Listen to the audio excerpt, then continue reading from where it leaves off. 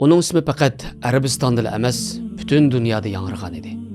Biz Alloh islom bilan aziz qilgan bir qavm. Agar boshqa yerdan izzat izlaydigan bo'lsak, Alloh bizni xor qiladi.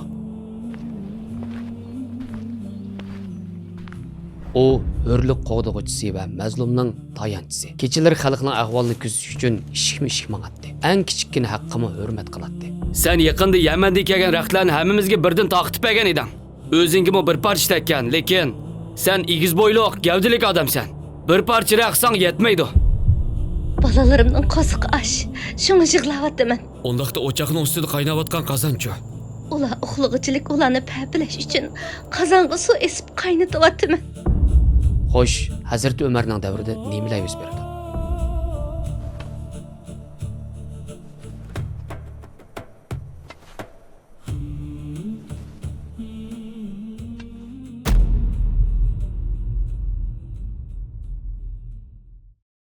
İslamdan burunmu Ömer deyilse, kişiler dağın qetib qilishadi. Igiz boyluq, bastlik, Mekke'de hürmetki sazavor bo'lgan kuchlik bir kishi. O'zining yosh ekanligiga qaramay, Mekkening mo'ysipitlari orasida majlisda so'zlari bilan qoyillikqa erishadi. Qattiq mijozi bilan jasorati uni nopusga ega qilgan. Batur jangchi edi. Musulmon bo'lgan tunji yillarda muomalada qo'polroq, texi iymon etmagan kunlarda bo'lsa, islomdan intayin nafratlanadigan biri edi. Uning nafrati shu darajadaki islomiyatning 6-yilida qattiq g'azablangan holda qilichini sug'urib mangadi. Muhammad, bütün günah onunda. Bütün musibatning sababchisimi shu. Muhammadning yeniga berib uni qilish bilan o'ldirman. Qayaga mangding ey Umar? Muhammadning yeniga berib uni qilish bilan o'ldirman. Sen avval singlimning yeniga borgan, o'mi musulmon bo'pti-ku. Ishni chingla, hamma ishni bildim. Acha ishni. Demak, anlaganlarim to'g'ri ekanda. Sizlarmi Muhammadning diniga kirdinglar, shundaqmi? Qo'lingdan kelganini qilgin ey Ömer. Men bilan erim musulmon bo'ldik. Alloh va Allohning elchisiga iymon etdik. Ammo u singlisini o'ldirish uchun kelgan bo'lsa-mu, uning yeniga borgandan keyin haqiqiy hayotlikni tepib tirilgan edi. U ash kunning o'zida iymon etdi. O'qigan kitobinglarni akilinglar. Bu nima degan chiroyliq, nima degan esil, nima degan ulug' so'z. Bu so'zdinmi go'zal, texmi shirin bir so'z bo'lmasi kerak. Ashhadu an la ilaha illalloh va ashhadu anna Muhammadan abduhu va rasuluh.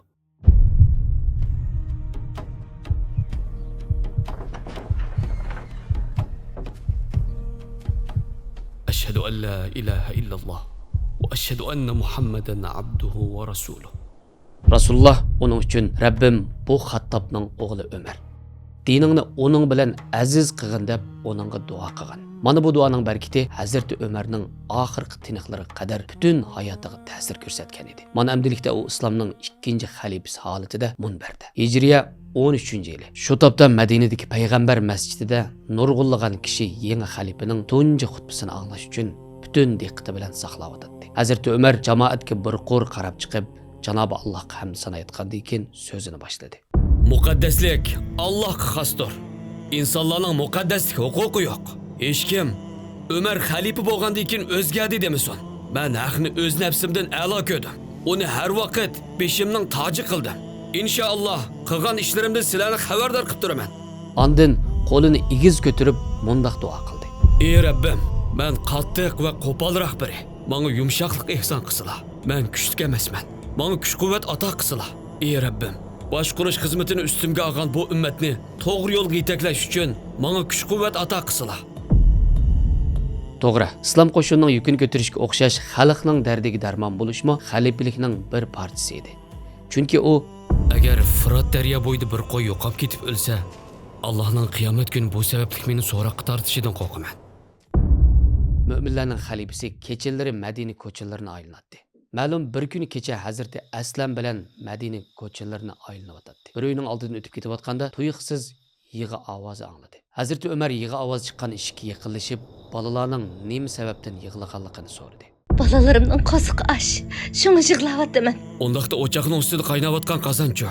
Ular uxlag'ichilik ularni papilash uchun qozonga suv esib qaynatyapman. Bu ahvolni ko'rgan Hazrati Ömer darhol Baytulmolga keldi va bir tag'ar elib, ichiga un, yog', quyruq may, xurma va ayol, balalar uchun bir nechta qur kiyim qo'ydi. Tag'ar eg'izg'ish to'lgan edi. Yana azroq pul oldi, ondan Aslam, bu tag'arni ko'tarib menga yutib qo'ysang. Mo'minlarning amiri bo'ldi qiling, men ko'taray. Yo'q, ey Aslam, sen ko'taramaysan.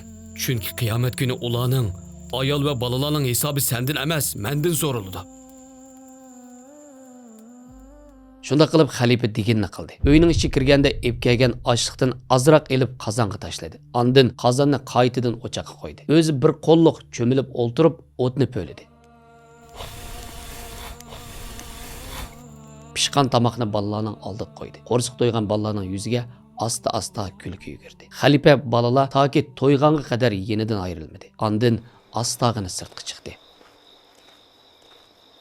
Balalarning ko'z yoshini to'xtatish uchun xalifa murisida 10 tag'irni to'shigan edi. Ammo ashu Umar atsi atdigan tong atqanda islom qo'shinining strategiyasini belgilaydigan qarorlarni berdi. Hazrat Abu Bakrning davrida boshlangan Bizansga qarshi urushlar Hazrat Umarning xalifaligi bilan texmi ko'payib ketgan edi. Bu safarlardagi eng muhim nishon Sham edi. Chunki poytaxt bo'lgan Sham Bizansning sharqdagi eng strategik markazi hisoblanadi. Sham tijorat karvonlarining o'tang markazida edi. Shuning bilan birga Shamda askariy ta'lim-tarbiya olib beriladi. Shamning fath qilinishi amaliyotda Bizansning sharq liniyasini bo'ysundirish demak bo'ladi. Ularning qo'mondoni Abu Ubayd ibn Jarrah edi. Shuningdek, ularning yanında harbiy mushavir Xolid ibn Validga o'xshash peshqadam qo'mondonlar bor edi. Ular uzundan beri jang maydonlarida bo'lib, xeli tajribali bo'lib qolgan. Sizningcha bu tajribalar Shamning fathisida asqatami?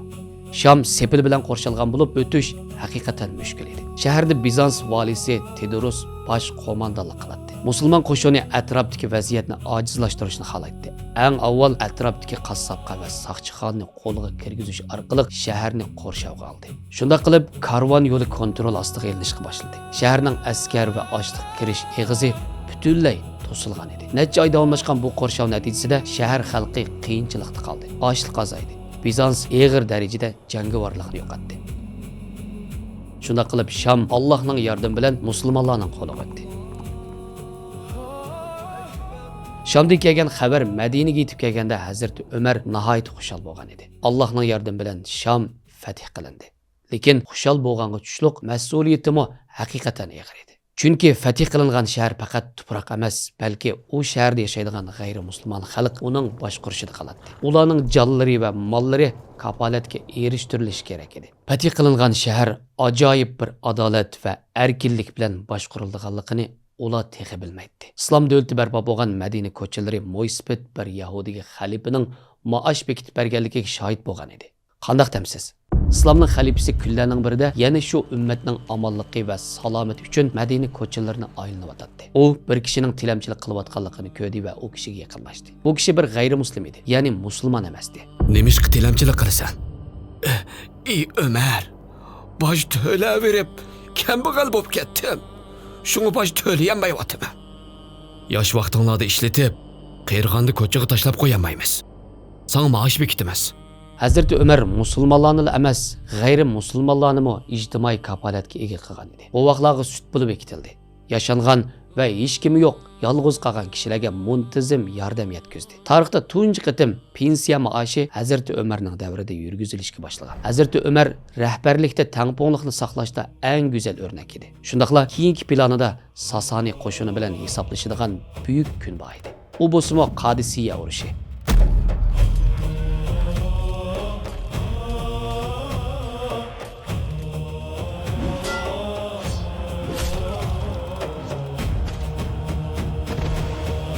Xalifaning nishoni bo'lsa Sasanilarning poytaxti Madainga boradigan yo'lni echish edi. Mush sababdan strategik ahamiyati zo'r bo'lgan Qadisiya jangning markazi deb bekitilgan edi. Jang boshlashdan burun Hazrat Umarning buyrug'i bilan Sasanining oldingi sepiga islomga da'vat va ogohlantirish uchun elchilar avatildi. Qadisiya jangi yaqinlashganda islom qo'shinining beshida Hazrat Umarning bir qo'lliq tayyorlagan qo'mondoni Said ibn Abu Waqqas bor edi.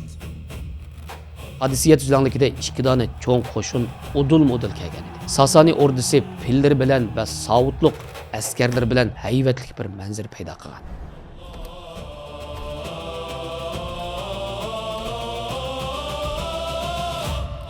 Ularning qarshisida bo'lsa iymon bilan chambarchas bog'langan, ammo soni oz islom qo'shini bor edi.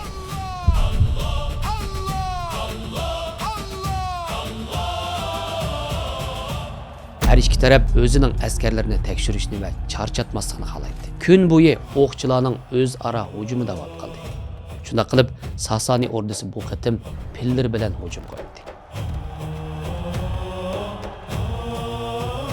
Atlar ürküp, sap tartibi buzilishga boshladi. Dal mush chaqda pillarning ko'ziga hujum qilishga buyurdi. Tunji nishon dushman qo'shinining ativorliq cho'ng pili bo'ldi.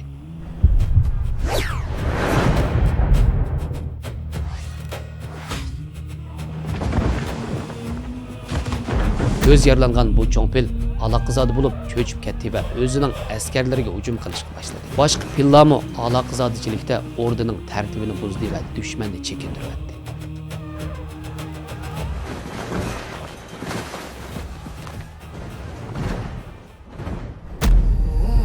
İslam qo'shinining jasur askarlaridan biri bo'lgan Hilal ibn Ullaf al-Asadi Sasanilarning bosh qo'mondoni Rustamga qarab etini chaptirdi. Rustam bu tuyuqsiz kelgan hujumga nisbatan Fırat o'stan tarafga chekindi. Lekin qechiyotganda eti putlashib, so'g'i tushib ketdi.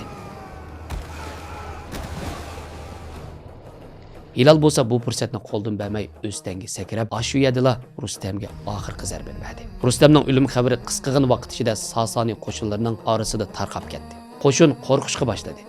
Qo'shin texmi buzilib qechishga boshladi. Musulmon askarlar u yerda buyuk bir zafarga erishgan edi. Uda 4 kun davomlashgan bu zo'r urush islom ordusining shalliq zafari bilan oxirlashdi. Qadisiya jangidan keyin Sasani ordusi param-parcha bo'lib, qo'mondoni Rustam o'ldirilgan edi. Mana amdilikda yo'l ravon edi. Amdiki nishon Sasani imperatorligining yuriki va poytaxti bo'lgan Madain edi. Sasani qo'shinining bak ko'p askarlari o'lganligi sababli Madain mudofaasi ojizlagan edi. Kisra 3-Yazdijard bir kechida saroyning orqa tarafidan keniga bir qancha yaqinni va ko'tarilguncha qimmat baliq buyumlarni olgan holda intayin tez suratda sharqqa qochib ulgurgan edi. Musulmonlar shaharni qo'lga kirgizishni xohlaydi, lekin oldida cho'ng bir to'salg'i bor edi. Dajli o'stani.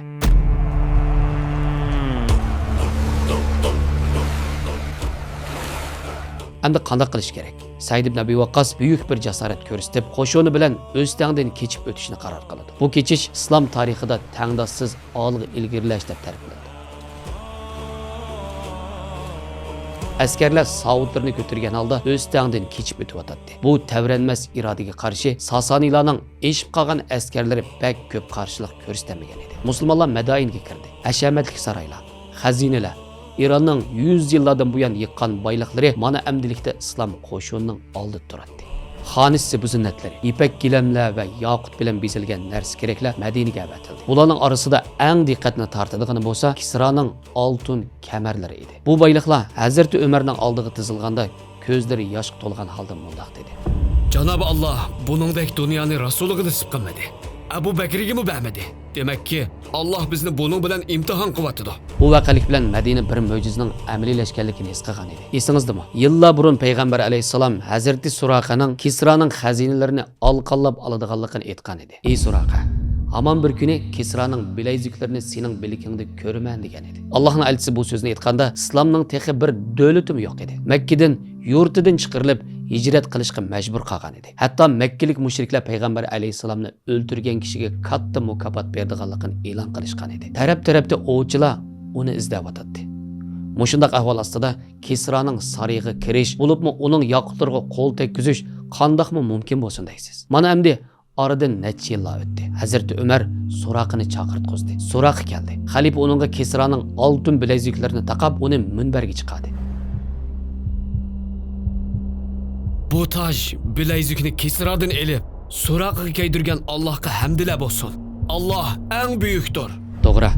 İslamning fatihlari faqat sharqqa emas, g'arbga, ya'ni Bizans tuproqlariga kengaydi. Sham, Humus va atrofdagi tirkishlardan keyin Bizans imperatori Heraklius butun kuchini yig'ib Suriyada g'oyat zo'r qarshi hujum boshlashni nishon qildi. Uning maqsadi bo'lsa, musulmonlarni rayondan tamoman qo'g'lab chiqarish edi. Bu sebepten 150 yoki 200 ming kishilik g'oyat zo'r bir qo'shin tayyorladi. Musulmonlar faqat 30-40 ming kishi atrofida edi. Ularning beshida Xolid ibn Valid va Ubaydullah ibn Jarrah bor edi. Ikki o'rda milodiy 636 yilida bugungi Urdun, Suriya chegarasidagi Yarmuk buluq vodisida uchrashdi. Yarmuk jangi musulmonlar bilan Bizans o'rtasidagi Suriya tuproqlarida olib berilgan eng cho'ng va burilish xarakteridagi jang bo'lgan edi.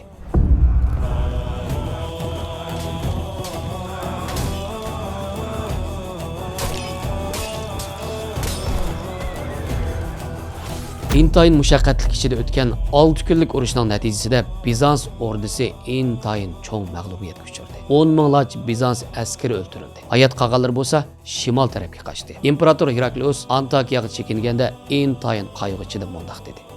Elvida ey Sham, ey dushmanga go'zal yurt. Payg'ambar alayhisalom yillar burun İmperator Herakliusga maktub avatganda Heraklius mundoq degan edi. Eng yaqin zamonda men dastlab turayotgan shu tuproqqa bu payg'ambarning uchurlari yetib keladi. Mana amdilikda o tuproqlarda azon ovozi yangrayotdi. Xolid ibn Validning qo'mondonligida kayni-kaynidan jangda g'alaba qilganda xalq orasida bir gap tarqalishga boshladi. Agar Xolid ibn Valid yenimizda bo'ldi ekan, musulmonlar mangu mag'lub bo'lmaydi. Xolid bo'ldi ekan, zafar bo'ladi. Lekin bu odamning ixlosini zida qiladigan xatarli gap edi. Chunki zafarga nisb qilgan Alloh edi, boshqasi emas. Bu gap zafarni Xolidning o'ziga yuklab qo'yadi. Alloh sizga yordam qilsa, sizni hech kim yengolmaydi degan oyatning davomida Rabbimiz bundoq deydi. Agar sizni yordamsiz tashlab qo'ysa, uningdan keyin sizga kim yordam qiladi? Mo'minlar faqat Allohga ishonsin. Hazrat Umar bu xatarni his qilib, xalqni hayron qoldiradigan bir farmon avatgan edi. Xolid bosh qo'mondonlik vazifasidan bo'shatilib, o'rniga Abu Ubayda ibn Jarrah tayinlandi.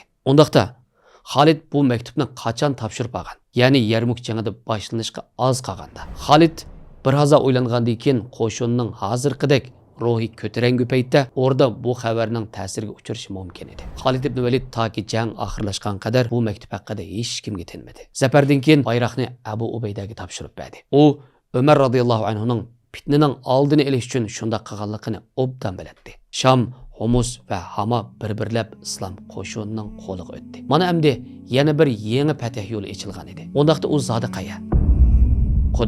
Quddus rayondagi odatdagi bir shahar emas edi. U yuzlarcha payg'ambarning iznosi bo'lgan muqaddas bir shahar. Nurg'unlagan voqealarning shohidi edi. Shundaqla suyimlik payg'ambarimizning Mi'roj kechasida Makkadagi Masjidul Haramdan Quddusdagi Masjidul Aqsoga olib kelingan zaman edi. Garchi u kunlarda Quddus Bizanslarning qo'lida bo'lsa-mu, ammo har vaqt islomga tava edi. Tunji qiblimiz edi. U yerga besilgan kichik bir qadammi shunchalik muhim edi. Eng kichik bir xatolik o'tkazish mumkin bo'lmaydi. Hazrat Umarga xabar yetib kelganda sahobalar bilan maslahatlashdi. Uningdan keyin Quddusni fath qilish uchun harakatga o'tishga buyruq berdi. Lekin 4 oy Qo'rshovda qolgan bo'lsa-mu, dushman taslim bo'lmadi. Qish fasli edi. Bu qish nihoyat sovuq bo'lishi qaramay, sahobalar Quddusning atrofini tashlamagan edi. Quddus episkoplari muqaddas kitoblardan olgan bir ishorat bor bo'lib, shaharni faqat mushu ishoratlarga sahib kishiga taslim qiladiganliklarini aytgan edi. Undaqda bu zodi qanday ishorat? Bu ajoyib g'alati bir ish edi. Madinaga maktub avatilib, ahvol Hazrat Umarga xabar qilindi. Hazrat Umar bomdod namozidan keyin sahobalar bilan maslahatlashdi. Hazrat Osmon va Hazrat Ali berish maslahatini berdi. Bu maslahatni to'g'ri ko'rib, Amirul Mu'minin Madinadan ayrildi. Hazrat Umarning ustida yamoqliq oddiy bir kiyim bor edi. Xalifa o qadar ko'p tuproqlarni fath qilgan bo'lsa-mu, uningda qilchi o'zgarish bo'lmagan. Halbuki inson hammadan bak mol-mulk va shuhrat topganda o'zgaradi. Mana Hazrat Umarning tunji xalifa bo'lganda aytgan so'zi bekorga aytilmagan edi. Hech kim Umar xalifa bo'lgandan keyin o'zgardi demasin. Men haqni o'z nafsimdan a'lo ko'rdim. Shundaq, u rastilla lavzi turgan. Bizanslar qiziqib sirtqa qaradi. Ko'zni chaqiltadigan bayroq ko'ramdi. Yo'q. Hech kim xalifaning kim ekanligini bilmagan edi. Uning ustida yamoqliq kiyim bor edi. Piyoda edi. Shunchalar cho'ng fatihlarning qo'mondoni mushunchalar oddiy sodda bo'lamdi. Hazrat Umar atrofdagilarni hayron qoldirib, Udul episkop bilan ko'rishga yurib ketdi. Episkop xalifani to'nigan edi va kotibiga mundoq dedi. Bizning kitobimizda Quddusni Faruq degan bir kishining taslim oladiganligi so'zlangan. Shaharning oshqishlari Hazrat Umarga taslim qilindi. Muqaddas makon Makkani qon to'kmasdan qandoq fath qilgan bo'lsa, boshqa muqaddas makonlarni ham mushuninga o'xshash qon to'kmay fath qilgan edi. Xalif oxirida xalqqa omonlik berdi. Jon va mol bexatarlik kafolatga erishtirilgan bir kafolatnoma yozg'izdi. Bu kafolatnomaga asosan Quddusdagi xristianlar erkin holda ibodatlarini qila oladi. cherkovlarga hech qanday bir shaklda cheqilmaydi. Xalqan kishi shaharda qolsa, xalqan kishi shahardan ko'chib chiqib ketsa bo'ladi. Xalqning na mollariga, na diniga qo'l uzartilmagan edi. Yerli xalq o'ziga qilingan keng qo'rsoqlikqa bak hayron qolgan. Na bir haqorat, na bir majburlash yo'q edi. Dal aksicha, samimiy mehr shafqatni, keng qo'rsoqlikni his qilishgan. Haqiqiy adolat va pok adab axloq bor edi. Bu go'zal ahvoldan nurg'unlagan qalblar eridi. Nurg'unlagan kishilar o'z rizosi bilan islomga kirdi. Hazrat Umar bu yerda 5 kun qolgan. Bu jarayonda shaharning episkopi bilan shaharni aylandi va Masjid Aqsoning yerini muqimlashtirdi. Bu yer u mezgilda tashlandiq bir yer bo'lib, ustida hech qanday qurilish yo'q edi. Xalifa Hazrat Umar sahobalar bilan birlikda bu muqaddas makondagi axlat va maynachiliklarni tozaladi. Uningdan keyin 3000 kishi birlikda namoz o'qiyaligidagi yerni tozalab, tuzildi va atrofni taxti bilan chitlatqizgan edi. Quddus nihoyat azan ovozi bilan yuz ko'rishgan edi. Mag'lubiyatdan keyin hayot qolgan Bizans askarlari qaytadan asliga kelish uchun Misrga chekindi. Bu rayonni obdan bildigan Amr ibn As Xalifa Hazrat Umarga bir maktub yozish orqali jang tayyorlik uchun izn so'radi. Amr ibn As Bizans askarlarining asliga kelishdan burun to'xtatilish kerak deb qaraydi. Shuningdek, u Misr xalqining zolim Bizans boshqarishidan zerikanligidan foydalanish kerak deb qaraydi. Hazrat Umar cheklik bir qo'shin bilan yo'lga chiqishga ruxsat qildi. Shunda qilib Misr jangi rasmiy boshlangan edi.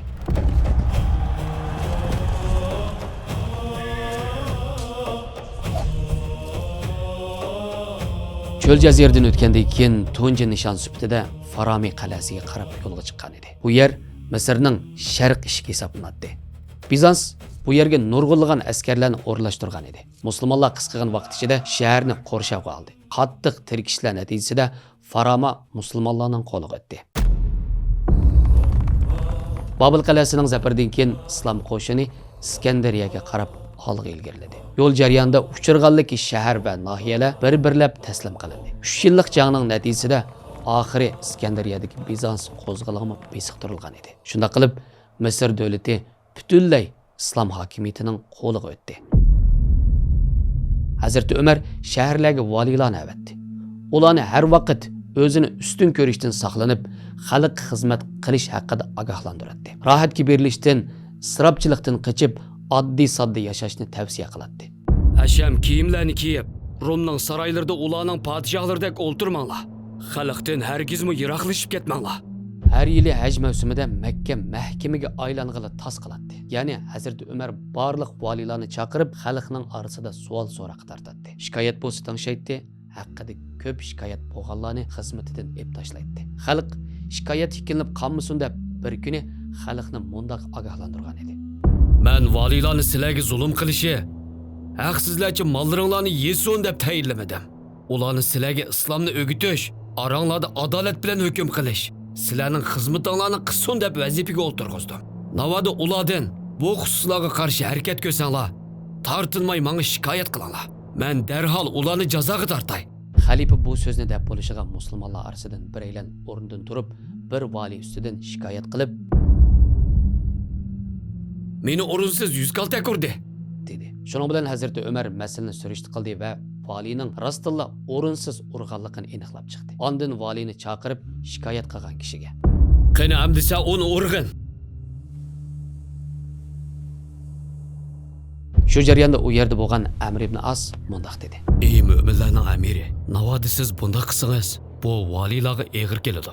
Sizdan keyin xalifalarmi bu odatni davomlashtiradi. Men Alloh Rasulining o'z nafsi uchun o'xshash muomala qilganligini ko'rgan turib, boshqalar uchun buni qandoqmi ko'rmasga sola olmayman. O'g'o shu, masalani bizga tashlab bersang, biz o kishini rozi qilsak." Va vali haqsizlik uchirgan kishini rozi bo'lgudek diyat to'lash orqali rozi qildi. Bir qatim Amr ibn Asning o'z o'g'li bir misrlik kishini o'rinsiz urgan edi. Vaqa Hazrat Umarning qo'liga kirganda valining o'g'liga o'xshash qisos ijro qilindi va mundaq dedi: "Onalari hur tuqqan odamlarni qachondan beri qul qilib oldinglar?" Mahkama ishlarini tartibga tushirish uchun valilardan mustaqil holda xizmat qiladigan qozilarni tayinlagan edi. Qozilarni tayinlashda shu 3 shartga alohida diqqat qiladi. Adolatli bo'lish, taraf tutmasdan qaror chiqarish, dunyoviy tamodan yiroq bo'lish. Hazrat Umar har qanday bir qoziga avatadigan maktubda mundaq deydi: İnsanlar sana davalar bilen kelidi. Ularga nisbatan yüzün barabar bo'lsin. Ochiqlanmagan, ammo bek yumshoqmi bo'lma. Dalil bo'yicha hukm chiqargan. Qanoat bo'yicha emas. Adolat bo'lmagan yerda islommi bo'lmaydi. Bir kuni Xalifa Umar bir sahoba bilan orasida yuz bergan ixtilof sababli qozining huzuriga chiqdi. Qozi bo'lsa cho'ng sahobalardan Zayd ibn Sabit edi. Zaydni bu vazifaga qo'yganmi xalifaning o'zi edi. Zayd bir hazagacha xalifaning hayvisidan chiqolmay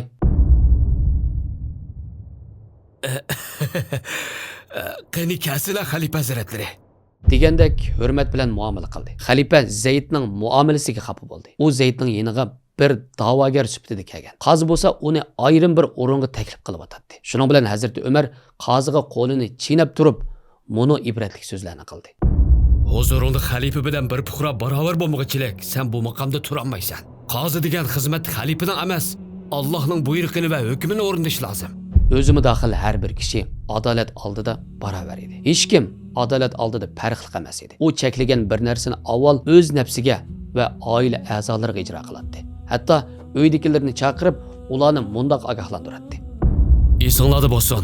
Biz kishilarga ulgu bo'lishimiz kerak. Men to'sqan ishlarni mening jamiyatimdan kimning qilganligini anglasam, uni boshqalarga beradigan jazoning ikkisi bilan jazoga tortaman. Umarning bu mijozi xalqqa shu so'zlarni tegizgan edi. Men sizga desam, Umarning tuqqanlari Umarning davridagi eng bechora insonlar. Shuncha ko'p muvaffaqiyatlarning bo'lishi qarmay, Baytul Maldan ehtiyoj sirtida hech qanday bir narsa olmagan edi. U ummatning orasida xuddi oddiy bir puxrodek yashagan. Yamoqliq kiyimlar, ko'nrab ketgan salla va yirtiq oyoqlar bilan yashagan bir kishi bo'ldi. Ey jamoat, quloq selinglar va itoat qilinglar. Umar, so'zingga quloq solmaymiz, ham itoatmi qilmaymiz. Nima uchun itoat qilmaysizlar? Sen yaqinda Yamandan kelgan raqtlarni hammamizga birdan taqib bergan eding. O'zingga bir parcha tekkan, lekin sen egiz bo'yliq, gavdalik odamsan. Bir parcha raqsang yetmaydi. Ammo sening ustingdagi kiyim to'liq va uzun ekan. Demak, sen o'zingga ortiq olgan o'xshaysan. Shuni sen oldi bilan buning hisobini ber. Ondan sening gapini olaymiz. Abdullah, o'rnidan turib bu kiyimning asli ahvolini tushuntirib qo'ygan. Alloh bilan qasamki, otamning ustidagi kiyimning bir parchasi uning o'zining nasibasi. Yana bir parchasi mening nasibam edi. Otam gavdalik bo'lg'achqa, uningga bir parcha raq kiyim bo'lishga yetmadi. Shunga men o'zimning nasibasini otamga hadiya qildim. Otam ikki parcha raqni qo'shib, bir kiyim tiktirdi. Ey mu'minlarning amiri, amdi so'zda biz quloq solaylik. Sana itoat qilaylik.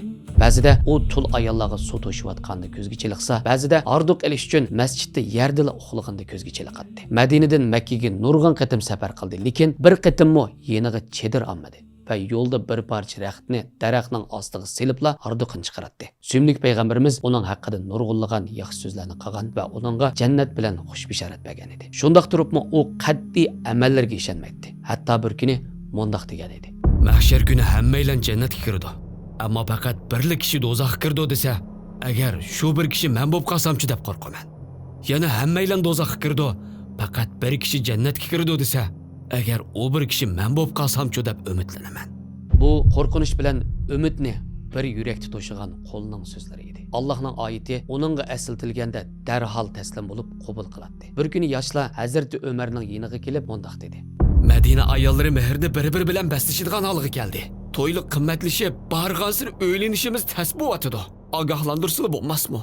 Bu so'zga javoban Hazrat Umar jamoatni yig'ib, "Ey ayollar jamoati, sizlar qarshi taraf berishni qiynalg'udek darajada mehr talab qilib yetibsizlar. Buningdan keyin mehr miqdoriga o'lcham qo'yaman." DVD jamoatdan bir yashinib qolgan mo'may, O'zingni besval ey Ömer.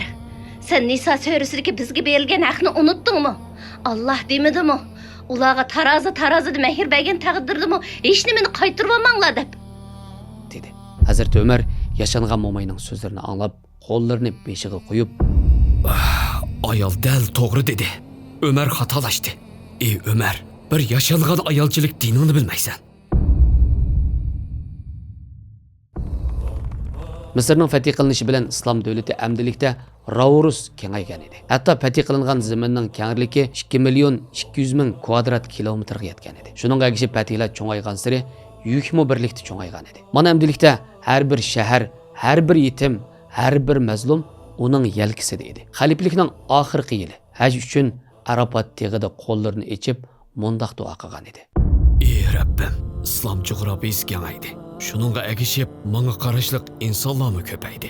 Men endi bu yukni ko'tarolmayapman. O'tinib qilay, meni endi rahmatlarga olsila. Hajdan qaytganda kechida bir tush ko'rdi. Bir xo'roz uning bir parcha go'shini uzib yeyotgan. Shu kech tong atganda jamoatga bomdod namozini imom bo'lib o'qidi. Jamoatga deyishli gaplarni deb bo'lgandan keyin so'zini ko'rgan tushiga ep kelib mundoq dedi. Ey musulmonlar, men mundoq bir tush ko'rdim.